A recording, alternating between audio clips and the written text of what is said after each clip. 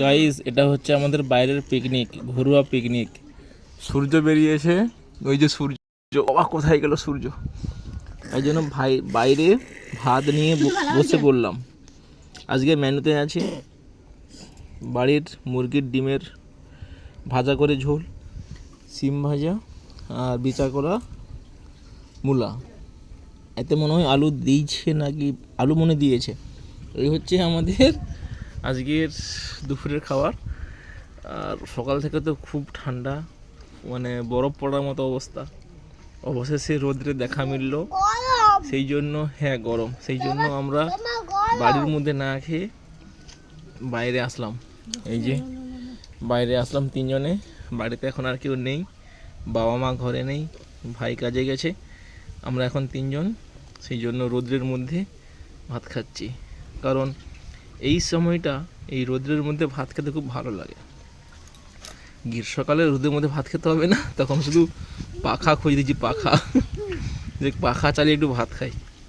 আর এই শীতকালে একটু রোদ্রের মধ্যে ভাত খেতে খুব ভালো লাগে। শীতের রোদ্রে একটু হাওয়া লাগবে আর সেটাই ভাত খাওয়া, যেমন পিকনিক হয়। আর এই ডিসেম্বর মাসটা তো পিকনিক করে যাবে। আর আমরা ভাত খেতে খেতে একজন চলে এসছে, এই যে রাস্তায় ঘোরাঘুরি করে, প্রচুর আছে।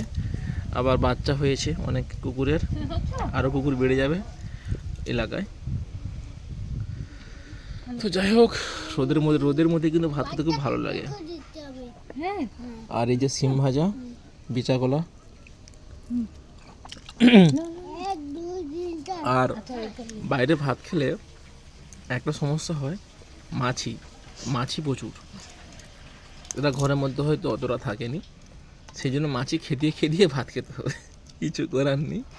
মাছি খেতে আর ভাত খাও, তাই তো বাবা?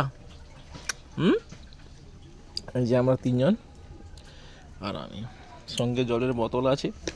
আর বাইরে এই যে জল ধরে রাখা হয় স্নান করার জন্য, কিন্তু আজকের এত ঠান্ডা, স্নান কিন্তু আমি করিনি আজকের। এই যে জল এখনও ভর্তি। আমার মতো কে কে স্নান করেনি একটু জানা হতো। আজ হচ্ছে সোমবার, এই সোমবারে যে পরিমাণে সকাল থেকে ঠান্ডা, আমার মতো কজন স্নান করেনি একটু চুপচুপ করে কমেন্ট বা একটু বলবো, কারণ তাহলে বুঝবো যে আমার মতো মানুষ আছে যারা শীতকালকে ভয় পায় এবং স্নান করেনি। আর এই যে ছেড়ে দেখো, খেতে খেতে এখানে উঠে চলে আসছে, এরকম হতেই থাকে। হাইদে, আরে বুঝো বাবা, হাইদে ভিলেন নাকি? ভিলেন? এই জানলা মাথায় লেগে যাবে পাশে, ওটা লাগিয়ে দাও, ব্যাস ঠিক আছে। একটা থাকবে ব্যাস। এবার তুমি আসো, বুঝছো? ওটা থাকো, রোদ ঢুকু ঘরে রোদ ঢুকু বাবা।